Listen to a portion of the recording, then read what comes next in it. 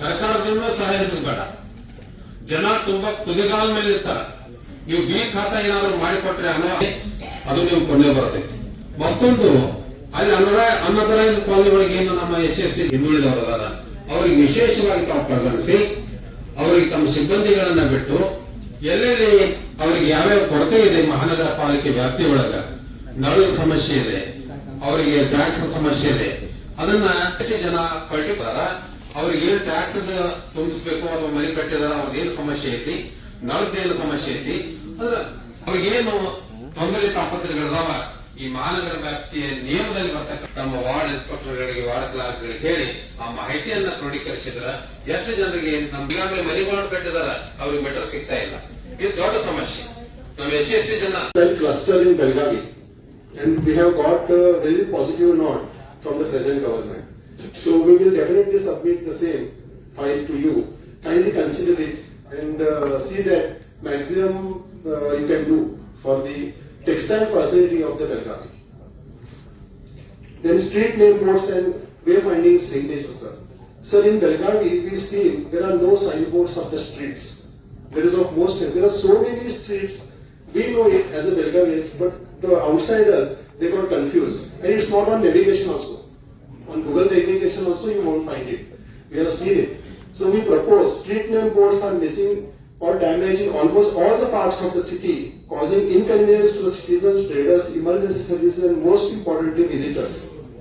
We request the city corporation to undertake a city-wide survey and installation of standardized, clearly visible street name boards and directional signage, particularly in market, commercial, and residential areas. दुसरा अधिकारी असतात. नवी गिल्ली नवारा ಇದು ಬಿಟ್ಟರೆ ಏನೋ ನಡೆದಿಲ್ಲ. ಕಳೆದ 15 ವರ್ಷದಿಂದ ನಾನು ಸರ ಆಯುಕ್ತವರು ನಾನು ಈ ಬೆಳಗಾವ ವ್ಯಾಪ್ತಿನಲ್ಲಿ ಬರುವಂತ ಸ್ಮಶಾನ ಭೂಮಿನಲ್ಲಿ ಉಳಿದ ಮ್ಯಾಗ ಅಂತಿಮ ಕ್ರಿಯೆ ಮಾಡ್ಬೇಕಂತ ಹೇಳಿ ಕಳೆದ 15 ವರ್ಷದಿಂದ ನಾನು ಹೇಳ್ತಾ ಬಂದೆ.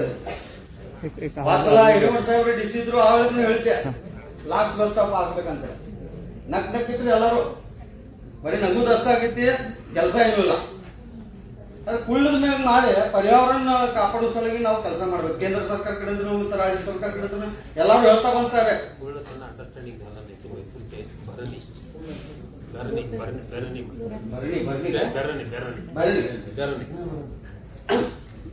म्हणजे आपण पर्यावरण वाचवण्यासाठी केंद्र सरकारने राज्य सरकार आम्हाला सांगत असते, फक्त आम्ही बजेटमध्ये मांडतो आणि जातो.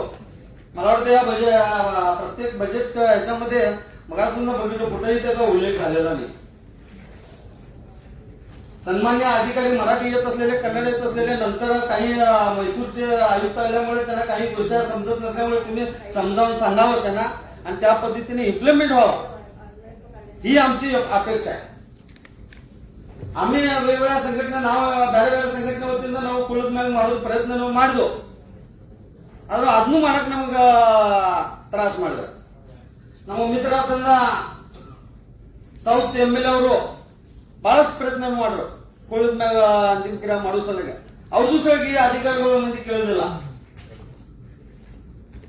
ನಾವು ಬಂದು ಹೇಳಬೇಕು, ಕಾರ್ಪೊರೇಟರ್ನು ಜಗಳ ಮಾಡ್ತಾರೋ, ಕೌನ್ಸಿಲ್ನಾಗ ವಿಷಯ ತಗೋಬೇಕು. ಬಜೆಟ್ ಮೀಟಿಂಗ್ನಾಗ ನಾವೇನು ಚರ್ಚೆ ಮಾಡಿದ್ವು ಆ ಬಜೆಟ್ ಮೀಟಿಂಗ್ ವಿಷಯನು ಕೌನ್ಸಿಲ್ನಾಗ ತಗೋಬೇಕಂತೇಳಿ ನಾನು ಪೂಜೆ ಮಹಾಪೌರರಿಗೆ ವಿನಂತಿ ಮಾಡ್ತೇನೆ. ಈ ವಿಷಯಗಳು ಕೌನ್ಸಿಲ್ ಮೀಟಿಂಗ್ ಬರುವುದಿಲ್ಲ. ಯಾಕೆ ಬರುದಿಲ್ಲ? ತೆಗಿಬೇಕು. ನೀವು ಕಾರ್ಪೊರೇಟರ್ ಅಂತ ನಿಮಗೆ ಅಧಿಕಾರ ಐತಿಲ್ಲ, ನಿಮಗ ಅಧಿಕಾರ ಐತಿಲ್ಲ, ನಿಮಗ ಅಧಿಕಾರ ಐತಿಲ್ಲ, ನಿಮಗ ಅಧಿಕಾರದ ಉಪಯೋಗ ನೀವು ಮಾಡಿಲ್ಲ. ಯಾಕೆ ಮಾಡುದಿಲ್ಲ ಅಧಿಕಾರದ ಉಪಯೋಗ? ಬಜೆಟ್ನಾಗ ಏನ್ ಚರ್ಚೆ ಆಗ್ತೈತಿ ಆ ಚರ್ಚೆ ತಗೊಂಡು ಮುಂದೆ ಅದು ಇಂಪ್ಲಿಮೆಂಟ್ ಮಾಡೋದು ನಿಮ್ ಕರ್ತವ್ಯ ಇದೆ. ನಾವು ಬಂದ ವರ್ಷನಾಗ ಒಂದ್ಸಲ ಬಂದು ಹೇಳೋಗಾರ ಸಾಕಷ್ಟು ವಿಷಯಗಳು ಹಿಂಗೆ ಹೇಳುವಂತ. ಬೆಳಗಾವಿ ಮಹಾನಗರ ಪಾಲಿಕಾ ಸ್ಮಾರ್ಟ್ ಸಿಟಿನಲ್ಲಿ ಇದಾಗಿದೆ. ನನಗನ್ನಿಸ್ತೈತಿ ಸ್ಮಾರ್ಟ್ ಸಿಟಿ ಇನ್ನೂ ಬೆಳಗಾವಿ ಮಹಾನಗರ ಪಾಲಿಕೆನಲ್ಲಿ ತಗೊಂಡ್ರೆ ಇಲ್ಲೋ ನಂಗೆ ಗೊತ್ತಿಲ್ಲ. पूज्य महापौर साहेब स्मार्ट सिटी महानगरपालिकेमध्ये घेतलेत की नाही तुम्हाला तर माहिती आहे की नाही? हँडओव्हर करायला मग हे नाही. मी काय म्हणतो, महानगरपालिकामध्ये स्मार्ट सिटी हँडओव्हर करत असताना त्याला काहीतरी तुम्ही सदस्यांनी, महापौरांनी आणि आम्ही सगळ्यांनी केंद्र सरकारकडनं जो काय फंड येतोय, तर माझी एक विनंती आहे की बाबा स्मार्ट सिटी हँडओव्हर करत असताना त्याचा मेंटेनन्स करण्यासाठी केंद्र सरकारकडनं काहीतरी दरवर्षी फंड द्यावा असं काउन्सिलमध्ये एक ठराव करून तुम्ही केंद्र सरकारला पाठवा, राज्य सरकारला पाठवा, म्हणजे ते एक इन्कम आम्हाला महानगरपालिकेला येत आहे. नुसतं कामं करायचं प्रत्येक गोष्ट महानगरपालिका काम करत नाही. महानगरपालिका आत्ताच चाललं होतं, रवी सोळंके आणि महापौरांची चर्चा चालली होती. नुसतं महानगरपालिकेचं नाव बाद होत चाललेलं आहे. आमच्या सर्व नगरसेवकांचं नाव बाद होत चाललेलं आहे. आम्ही लोकांना किती म्हणून सांगणार. म्हणून महानगरपालिका ट्रेड लायसन्सच्या बद्दल फार चांगल्या पद्धतीने सांगितलं. माझे मित्र सरकारी नगरसेवक तिथं उपस्थित होते. काय नव्हतं डॉक्टर वन टाइम सेटलमेंट काहीतरी करा. एका बँकेमधून काहीतरी लोन काढलेलं असताना भरायला होत नसेल तर बँक काय करते, वन टाइम सेटलमेंट करते. बाबा तुझा इतकं वर्ष धंदा किती झाला, त्याच्यावरती किती कमवलास. आता महानगरपालिकेचं तू पैसे भरत नसल्यामुळे वन टाइम सेटलमेंट करून तेवढा पैसा महानगरपालिकेमध्ये जर जमा करून घेतला तर महानगरपालिकेला आर्थिक चालना मिळते. त्याचबरोबर ಅದುಗಲ್ಲ ಹೇಳ್ಬೇಡ್ರಿ ಕುಳಿತು ಅಂದ್ರ ಪರ್ಯಾವರಣ ಉಳಿತೈತಿ. ಕುಳಿತ ಮ್ಯಾಗ ಅಂತಿಮ ಕ್ರಿಯೆ ಮಾಡ್ರ ಒಂದ್ 4 ಮಂದಿಗೆ ದುಡ್ಡು ನಾವು ಮಹಾನಗರಪಾಲಿಕೆ ವತಿಯಿಂದ ಕೊಡ್ಬೋದು. 50 ರೂಪಾಯಿ 50 ಪೈಸೆಗೆ ಒಂದು ಕುಳಿ ಸಿಗ್ತೈತಿ.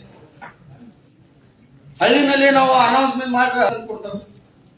ಅಲ್ಲಿ ಅದಕ್ಕೊಂದು ಏನಿಲ್ಲ ಸ್ವಲ್ಪ ದುಡ್ಡು ಹಚ್ಚ್ರಿ. ಅದ್ರಾಗ ಏನ್ ದುಡ್ಡು ಬರ್ತಾವು ಆ ಸ್ಮಶಾನ ಡೆವಲಪ್ಮೆಂಟ್ ಮಾಡೋ ಸಲ ನಾವು ಖರ್ಚು ಮಾಡೋಣ.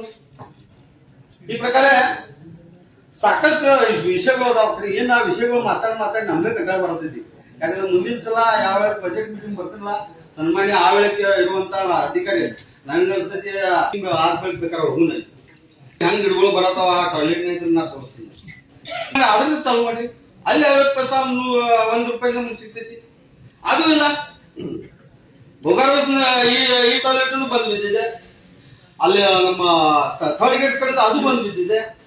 ಅದ್ರ ದುಡ್ಡು ಖರ್ಚು ಮಾಡುದು ಅದ್ರದ್ದು ಇಂಪ್ಲಿಮೆಂಟ್ ನಾವು ತಗೋಲಿಲ್ಲ, ಅದ್ರದ್ದು ಫಾಯ್ದೆ ತಗೊಳ್ರಿ ಏನು ಉಪಯೋಗ. ಪಾಪ ಜನರೆಲ್ಲ ಟ್ಯಾಕ್ಸ್ ತುಂಬ್ತಾರೆ. ಎಲ್ಲಾ ಜನರ ಟ್ಯಾಕ್ಸ್ ತುಂಬುದು ಬಂದ್ ಮಾಡಿದ್ರೆ ನಿಮ್ದು ಪಗಾರ ಸದ್ಯಕ್ಕೆ ಆಗೋದು ಬಹಳ ಕಷ್ಟ ಆಗ್ತದೆ. ಅದ್ರ ಸಲುವಾಗಿ ಜನರ ಕಡೆ ದುಡ್ಡು ತಗೊಂಡು ನಾವು ಜನರಿಗೆ ಒಳ್ಳೆ ಸುವಿಧಾ ಕೊಡೋಣ ಅಂತ ಹೇಳಿ ನಾನು ವಿನಂತಿ ಮಾಡ್ತೇನೆ. ಮಾಲ್ 4 ಇದರಲ್ಲಿ ಒಂದು ಒಳ್ಳೆ ಮಾಲ್ ಜಾಗಗಳು ಇದಾವೆ.